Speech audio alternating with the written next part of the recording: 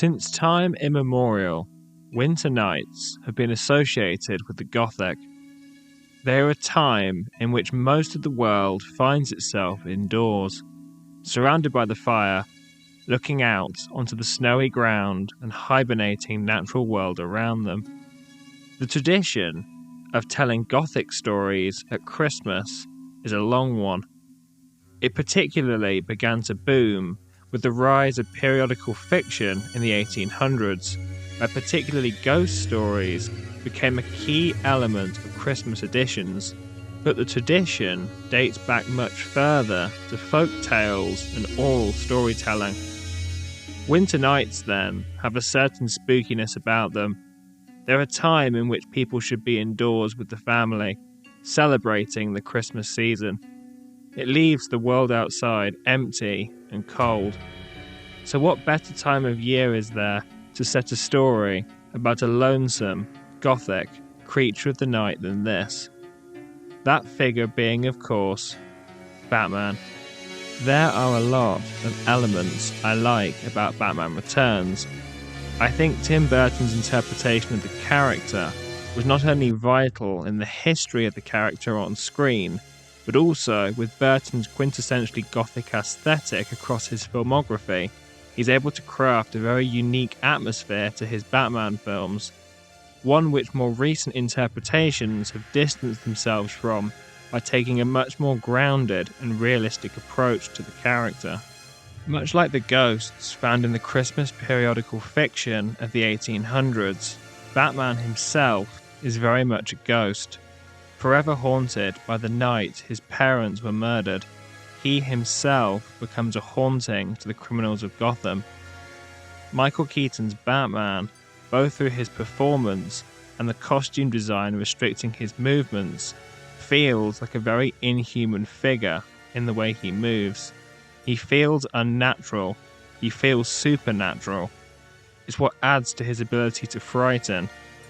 Keaton's Batman feels closer to the bat than he does to the man, and coupled with that excellent, cold, emotionless voice, he's able to strike fear into the hearts of criminals. Don't kill me! Don't kill me, man! Don't kill me! Don't kill me, man! I'm not going to kill you. I want you to do me a favor. I want you to tell all your friends about me. What are you? I'm Batman.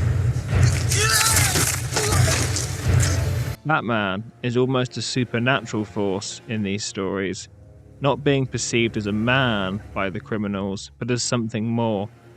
This is a theme that continually pops up in various interpretations of the character, whether it be the Christopher Nolan films, where Bruce realizes that he needs to become something more. People need dramatic examples to shake them out of apathy, and I can't do that as Bruce Wayne. As a man, I'm flesh and blood. I can be ignored, I can be destroyed, but as a symbol, I can be incorruptible. I can be everlasting. What symbol? Something elemental, something terrifying. Or even more recently, in Matt Reeves' The Batman, in which Bruce's monologues convey to the audience that Bruce sees himself as a creature of the night. 2 years of nights have turned me into a nocturnal animal. Fear is a tool.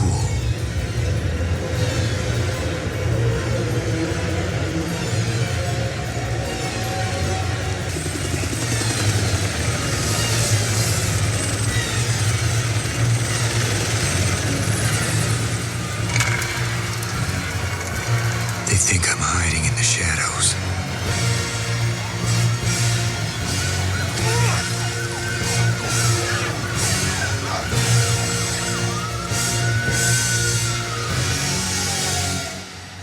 But I am the shadows. This is a key element of this version of the character. Batman 89 and Returns make it clear that Batman is the real person and Bruce Wayne is the mask, and Keaton does an excellent job at demonstrating this by playing Bruce's public persona as always distracted and unable to focus. It's a subtle element of his performance, but one which conveys to the audience that Bruce isn't comfortable with being Bruce. He's more comfortable as Batman, because that's who he truly is. Christmas, too, as I mentioned, is a time associated with family. But Bruce has no family, with the exception of Alfred, whom he often disregards. He is alone, so rather than be alone by the fireside, he's out in the cold, alone, protecting others to make sure that they have families to go home to. Themes of isolation and being the outcast extend beyond Bruce in Batman Returns, because this too applies to the Penguin and Catwoman in this film. Oswald Cobblepot is abandoned by his family as a baby for his, can we call being born with flippers a disfigurement? He's cast out into the hostile winter night and guided into the sewers by the icy stream, in which he finds himself a new home with the penguins. Yet he ultimately remains alone. His appearance, coupled with his animalistic mannerisms which developed as a result of him being raised by animals rather than people, make people want to distance themselves from him, and he, like Batman, is a source of fear, albeit in a different, more monstrous way. Likewise, Selina Kyle finds herself alone in the world, disrespected and treated badly at work, and isolated and alone outside of that. She too is an outcast, and it's through Max Schreck's attempted murder of her that she ends up finding herself by embracing her differences and becoming Catwoman. These three characters then, Batman, Penguin, and Catwoman, are all isolated individuals outcast from society, and it's this fact which makes a Christmas setting so excellent a backdrop for this film. These three are all out in the world at a time in which everybody else is in, and the setting emphasizes how isolated they are, because they're often the only ones out there on the winter nights.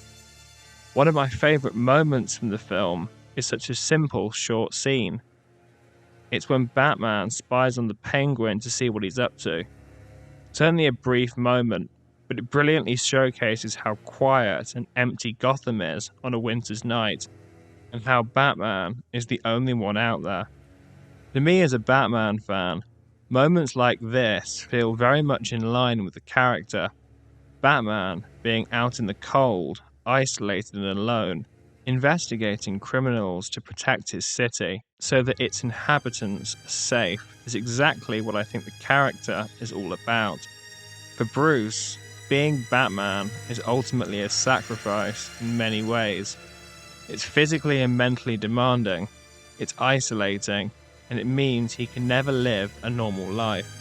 But what makes Bruce Wayne a hero is that he's sacrificed his own happiness to try and ensure everyone else never has theirs taken away from them. And for me, there's no better time of year, no better setting to showcase that sacrifice than a cold winter night around the time of Christmas.